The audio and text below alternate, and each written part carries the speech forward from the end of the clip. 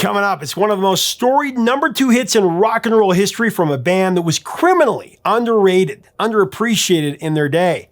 Half a century later, people are getting hip to their genius. Up next, the entire band tells the story of their biggest hit, the first ever rock hit to use an electric piano as a lead instrument, and how decades after its peak on the charts, it was banned from radio for being lyrically inappropriate after the 9/11 terrorist attacks. Very interesting. Stories coming up next. Hey, music junkies, Professor of Rock, always here to celebrate the greatest artists and the greatest songs of all time. You know, before we get into it, I do want to invite you to subscribe below right now so that you get our daily features on the stories of the song straight from the legends themselves. I'm telling you, we've got some great interviews coming up, great content here. Take a look at our Patreon as well. We just released a new documentary there. So the Zombies, they've finally gotten their due. Took long enough. Inducted into the Rock and Roll Hall of Fame in 2019. This is a band that really pushed the boundaries of music, along with the Beatles and the Byrds and the Stones, the Animals, Dylan and the Beach Boys. In the go-go 60s, they were true innovators, especially with their album Odyssey and Oracle from 68, which we're definitely going to do an episode on in the future.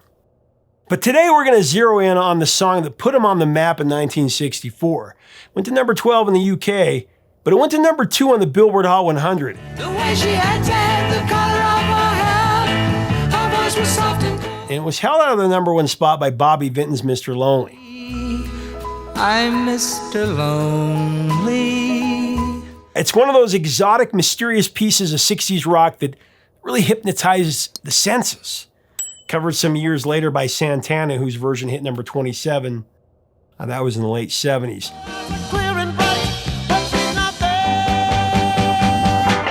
I remember a few months before my dad passed away, She's Not There came on the radio, and we both sang it together. And he told me about the first time that he heard it on his transistor radio as a kid, how it blew his mind. Her eyes were clear and bright, but she's not there. A few weeks after his funeral, I was actually interviewing the members of the Zombies. Life is interesting for sure.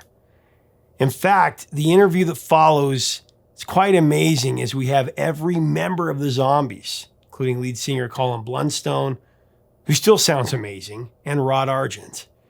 This is a really special episode with true legends of music about their biggest hit.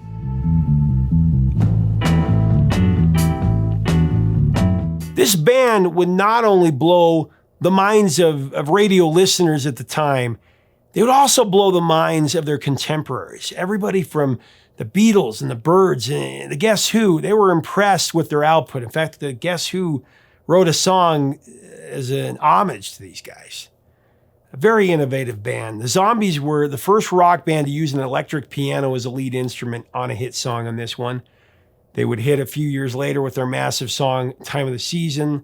Of course, coined the phrase, "Who's your daddy?" which would become part of the lexicon thereafter. What's your name? Who's your daddy? Who's your daddy? But that's a story for another day that we'll definitely cover. I interviewed him in depth about that. It's funny, the lyrics to She's Not There, they're quite innocent. But in 2001, radio would ban play of the song after the 9/11 terrorist attacks. They deemed it lyrically inappropriate for reasons only known by the man. The song merely tells an innocent story of an alluring woman who won't be trapped in a relationship with just one man. The singer wants to describe this girl to us as listeners, but he can only use words or lyrics since she's not there. So let's get into the interview. As we go into this sit down, I do want to thank our sponsor, Zenni Eyewear, the brand of glasses that I always wear. Zenni's amazing because you can design your own pair of glasses. What looks great on you, you can do a virtual try-on at their website before you purchase. It's called the virtual mirror feature, so that you have the right color, style, shape, everything to fit the structure of your face perfectly. Click on the link at our info button right here, or the link below, where you can get the best deal from Professor of Rock. Here are the Zombies. Trying to find her, she's not there. It's an honor to be with the four of you guys today, and I want to jump right into your breakthrough album called Begin here in the UK, retitled The Zombies here in America. It was released in April of 1965, and one of the key tracks there that of course was released as a single before then, She's Not There, released in August of 64. Let me tell you about the way she looked, the way she acted, the color of her. Went to number 2 in the US on the Billboard charts, but went to number 1 in the Cashbox charts. Absolutely. That's the important one. It is. It's the important one. Absolutely. Number 12 in the UK and number 1 in New Zealand. So it was a big song worldwide. Number 1 in Japan, I think. Yes, absolutely. The whole thing was done very quickly. I mean, we had a session, an evening session, where we recorded 4 tracks, and they were mixed the following day. And so the whole thing was done in a few hours. So it wouldn't have been many takes, I have to say. I can't remember how many takes She's Not There very was. few. Well, yeah, because probably about 4. Well, we had to carry the guess. engineer out, didn't we?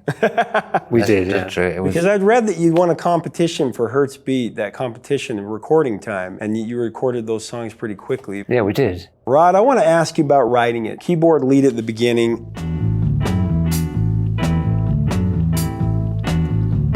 I read that you built the lyrics around the John Lee Hooker song, No One Told Me.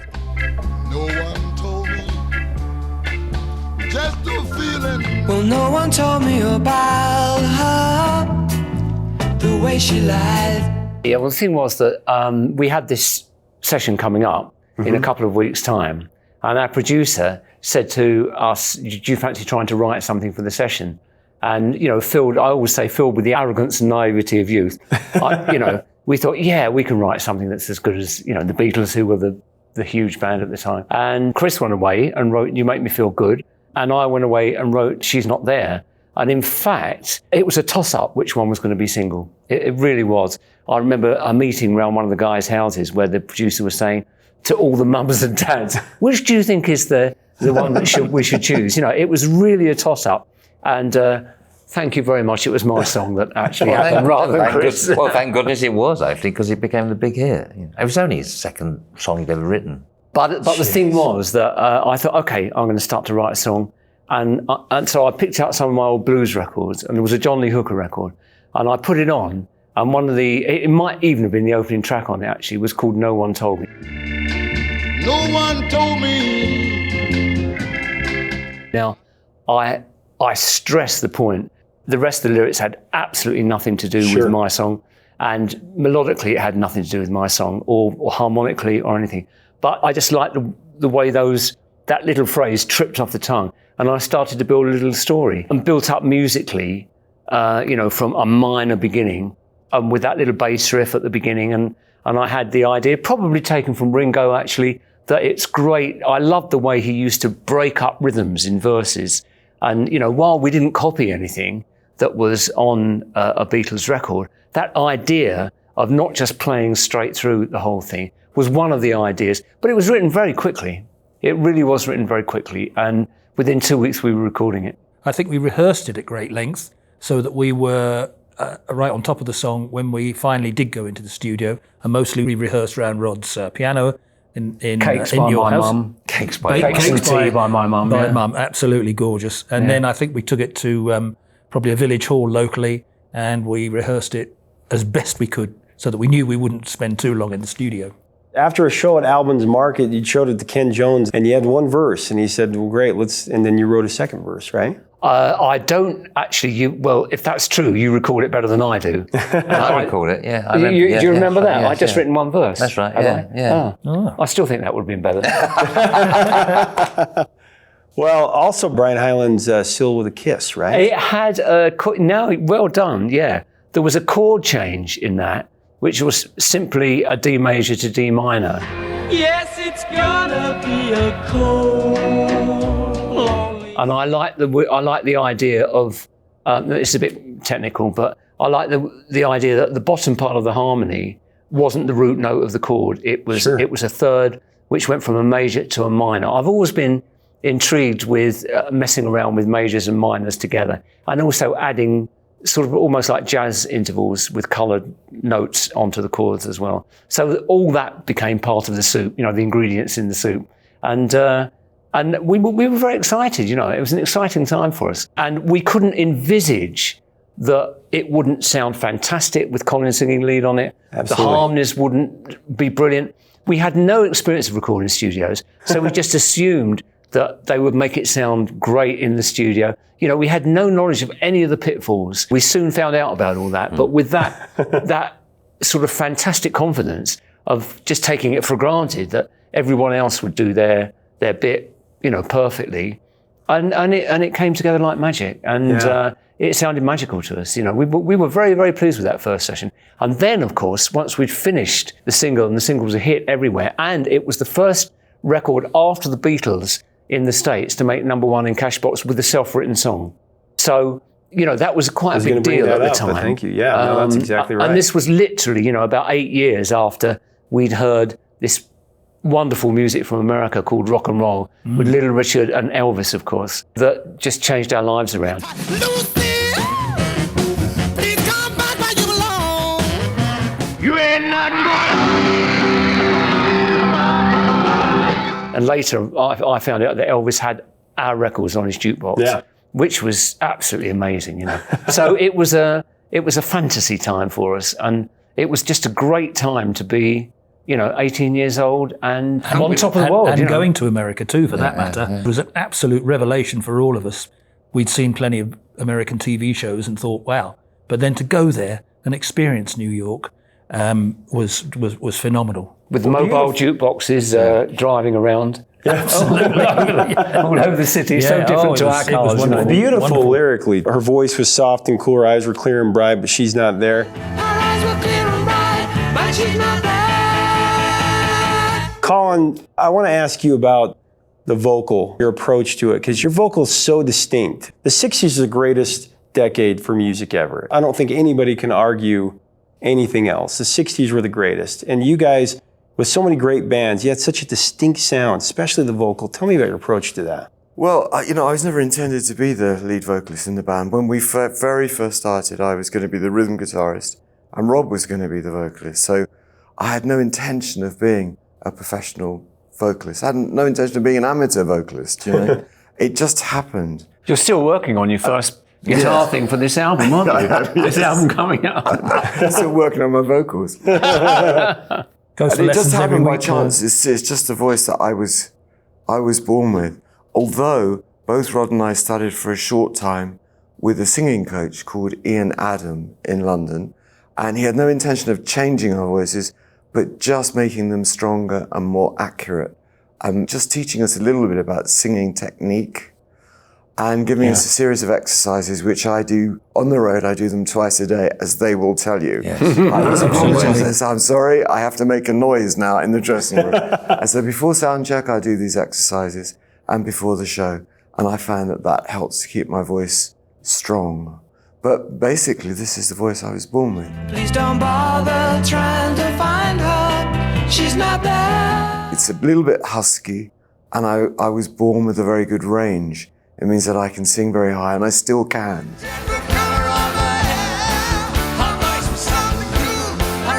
All the songs we play are in the same keys that we recorded. And the ones we write now, too. The ones we write now are very rangy as well. It seems to work best for me to be singing in the top of my range. So it's the voice I was born with, really. I think if you didn't do those exercises, I feel sure we wouldn't be sitting here today. No, I think you're possibly right. not, because, you know, being on the road is it's tough on you physically, but it's particularly tough on the vocalists. As you get older, you've got to look after yourself a bit more, especially as a vocalist. I think all of us do, but particularly as a vocalist. Well, especially the chorus on this song, because it's very, very high. Tell you about the way she looked, the way she had tan, the color of her hair. It's all on one note as well. Absolutely. And it used to curse me when we had morning sessions at the BBC. Because when you're trying to sing at 10 o'clock in the morning, you know, let me tell you about the way she... But in many ways, I find it easier now. And it's particularly because I know just a little bit about singing technique. I'm not going to say I'm an expert, but I do know about supporting the diaphragm and how you do that. And just about how important the breath is to singing. When we recorded that record, I knew nothing about singing. I knew nothing about phrasing at all. It was just 1, 2, 3, go. And sometimes it worked. On She's Not There It Worked. There are 1 or 2 tracks where it didn't work. Well, and Hugh, Ken Jones had organized you to record a strident drumline overdub, is what I'd read, which only appears on the original mono single mix. That's correct, yeah. I mean, obviously, I now play it on stage, and I incorporate that, and it's lovely. But there are, obviously, was it the stereo ones that didn't have that overdub? But once again, as Chris just said, and quite rightly so, it was a collaboration between Rod and myself to devise that little pattern, influenced by Ringo, of course, who was in my top 5 of drummers, and that's how it came about.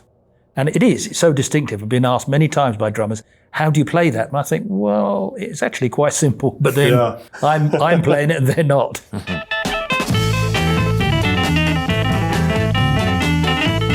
Well, this was boosted in U.S. radio by the powerhouse New York station WINS. And then you were kept out of #1 on Billboard by, I always like to share these facts, Bobby Vinton. Mr. Lonely.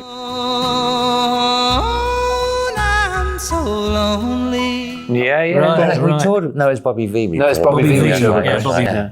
But in the UK, on that show, Jukebox Jury, Yes. George Harrison gave it a great. We all saw that. Wasn't that cool? Yeah. That was a word from Mount Olympus at that time. Yes.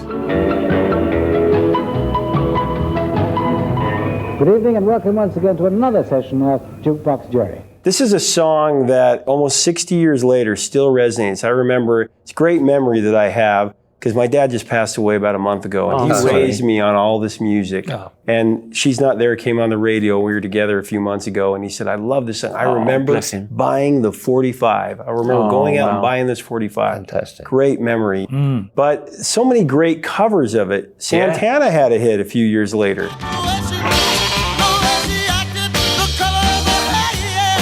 Do you know, I love that because that was one of my favourite bands. And I remember our then manager, because I was in Argent by that time, and he said, I've got the cover of the Santana cover. And Santana were one of my favourite bands in the 60s. Yeah. And they hadn't had a single hit for quite a few years. And he played it, and I just thought it was a killer version.